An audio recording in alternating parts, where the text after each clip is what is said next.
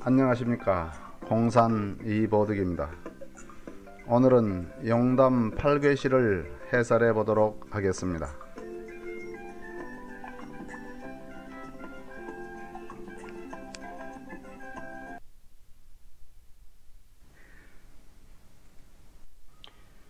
오늘 공부할 내용은 용담 8괴시입니다.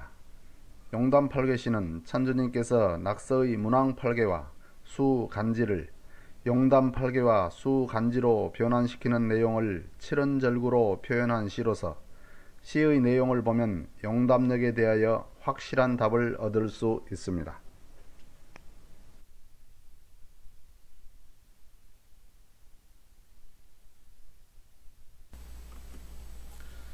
여기서는 용담 8괴시 내용을 전체적으로 알아보겠습니다. 용담 8괴시는 근환일궁 단복명, 곤득구이 황하청, 월출상경 천상출, 일조지요 만리명, 간인해석 대고작, 태인산택 급조성, 진례원천 신동기, 개등고목 창호성입니다.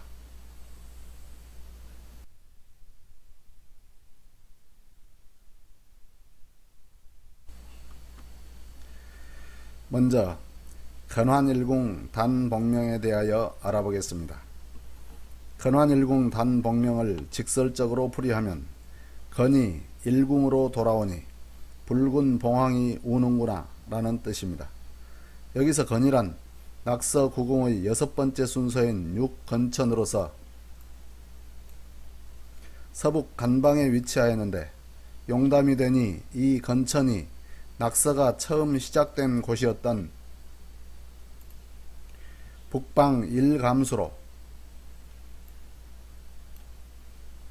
6번째 자리에서 첫 번째 자리로 돌아오게 되었다는 것입니다. 이 자리는 낙서에서는 첫 번째 자리이지만 용담에서는 마지막 자리인 10건천이 됩니다. 단봉은 붉은 봉황으로서 남방의 주작을 뜻하는데 낙서의 지지가 용담에는 시계 방향으로 7걸음 돌아가니 북방인 용담의 10건천 자리에 낙서 때의 남방 주작 기운을 가지고 있던 지지 4가 자리 잡게 되니 남방의 주작이었던 붉은 봉황이 북방에서 온다고 한 것입니다.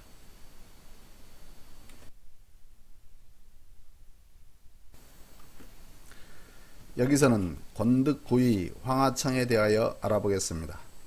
곤득구이 황하청을 직설적으로 풀이하면 곤이 구이화 자리를 얻으니 황하강이 맑아지는구나 라는 뜻입니다. 여기서 곤이란 낙서에서는 남서방에 위치하고 있었는데 용담이 되니 정남방의 구이화 자리로 이동을 하였기 때문에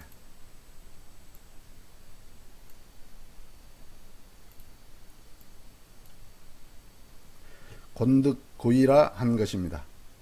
황하강은 중국에 있는 강으로서 강이 길고 낙수와 같은 수많은 지류가 있으며 토양이 황토라서 끊임없이 황토물이 들어와 맑을 데가 없다고 합니다. 그런데 여기서 황하청이라고 하였으니 이 말은 황하강이 맑아진다는 것인데 그러기 위해서는 지류인 낙수로부터 들어오는 황토물이 더 이상 들어오지 않아야 한다는 것을 의미하므로 이것은 곧 낙서가 끝난다는 것을 상징적으로 보여주신 것입니다.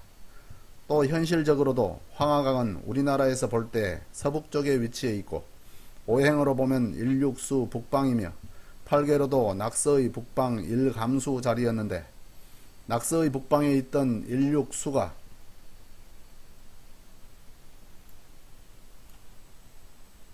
용담에는 중앙으로 들어와서 사해가 바다를 이루게 되니 황하의 탁수는 맑아질 수밖에 없고 중심에 일육수가 들어간다는 의미를 갖고 있는 황하가 맑아짐으로 황하청이라고 한 것입니다.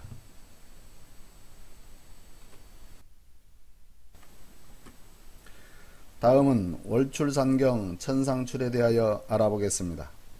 월출산경 천상추를 직설적으로 풀이하면 월이 산지경에서 나오니 천상이 나오는구나 라는 뜻입니다. 여기서 달인 월이란 감꾀를 말하고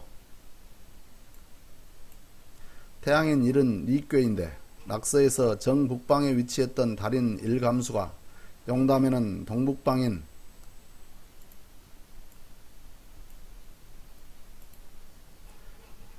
낙서의 팔간산 자리에 출현하니 달이 산 위에 출현하였다 하여 월출산경이라 하는 것입니다. 이 자리가 낙서의 지지 인자리로서 세수인 첫달 갑인이 나오는 자리요, 용담의 지지로는 미자리로서 1월이 서로 교통이 되어 후천 기미원년 태세가 나오고 이어서 연월일시가 차례로 나오게 되니 일십 백천의 순서로 계산하여 천상이 나온다고 한 것입니다.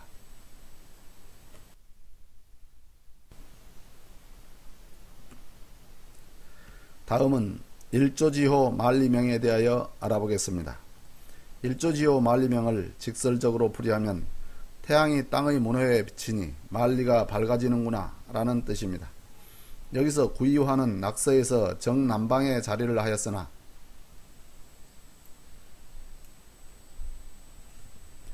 후천 용담에는 남서지간의 선천 이곤지가 있던 자리로 이동을 하게 되니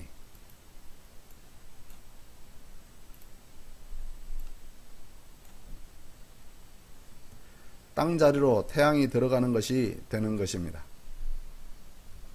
그러므로 태양이 땅의 문호에 비친다는 뜻의 일조지호인데 용담의 수는 동서남북 중앙이 모두 음수이니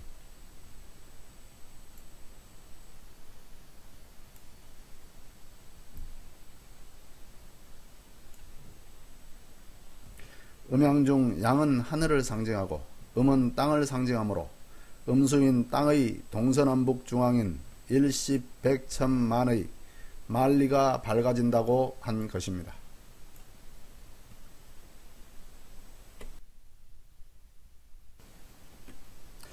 여기서는 간인회석 대고작에 대하여 알아보겠습니다. 간인회석 대고작을 직설적으로 풀이하면 간이 뇌 자리로 올라가니 석에서 큰 타종 소리가 나는구나 라는 뜻입니다. 낙서 때는 간이 동북방에 있었는데 용담이 되니 낙서의 동방에 있던 질 내 자리로 올라가서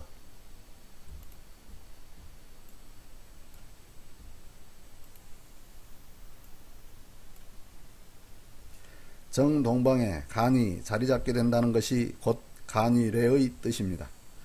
그런데 아래의 그림에서 보듯이 낙서 때 지지 묘진 자리에 용담 때 지지 신유가 들어와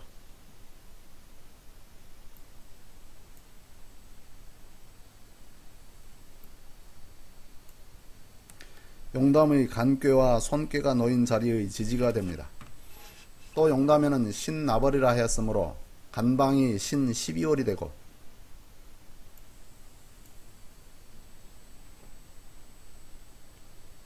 손방인 석이 유정월이 되니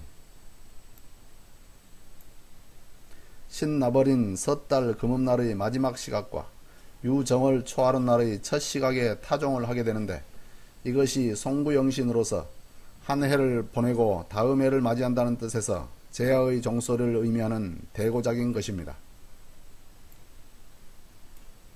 그러므로 간산이 진례 자리에 가서 손석을 만나 12월과 정월을 만든다는 것입니다.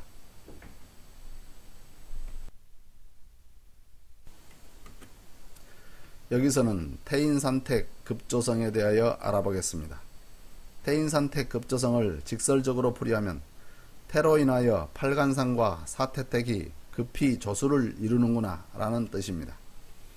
조수란 달에 의해서 일어나는 현상으로서 소녀의 몸과 대응됩니다.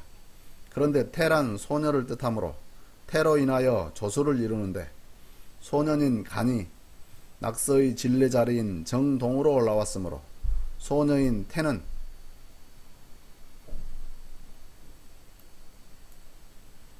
소년과 서로 상대되는 정서에 위치하여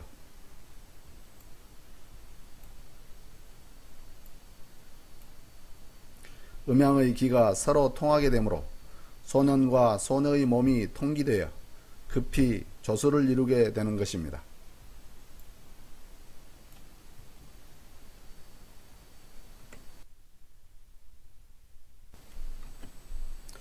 다음은 진례원천 신동기에 대하여 알아보겠습니다. 진례원천 신동기를 직설적으로 풀이하면 진이 먼 하늘자리로 와서 새로운 기틀을 마련하는구나 라는 뜻입니다. 여기서 진이란 낙서에서 정동방 삼진례로 있었으나 용담에는 낙서 때 서북방의 육건천 자리로 멀리 이동을 하니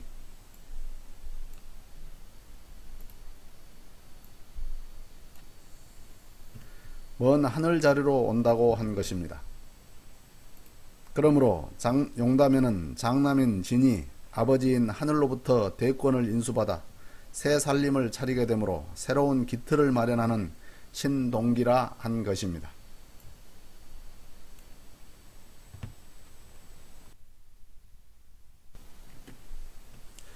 마지막으로 계등고목 창호성에 대하여 알아보겠습니다.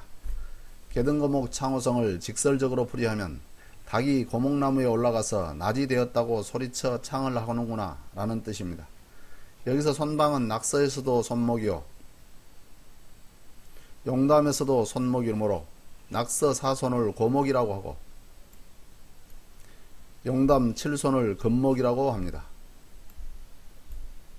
닭인 유가 낙서 사손인 고목나무에 올라가서 소리치며 창을 한다고 한 것은 낙서 진 삼양 자리에 용담의 유월세수가 출현하니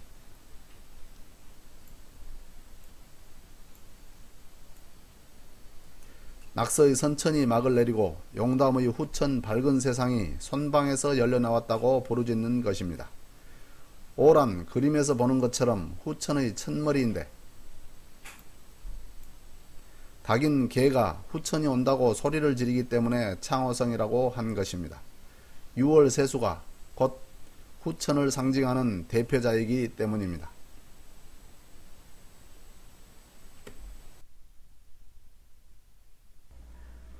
용담 8개시에는 용담 8개의 방위뿐만 아니라 낙서에서 이동하여 용담의 수와 간지의 자리가 정해지는 원리에 대한 종합적인 내용을 전해주는 비밀이 모두 숨겨져 있습니다. 그러므로 용담에 대하여 자세히 알고 있지 않으면 무슨 의미인지를 결코 알 수 없는데, 이를 바꿔서 말하면 용담 8개시를 알면 용담의 궤와 수와 간지의 위치를 확인할 수 있으므로 이 시야말로 용담의 모든 것을 꿰뚫을 수 있는 중차대한 자료라고 할 수 있는 것입니다.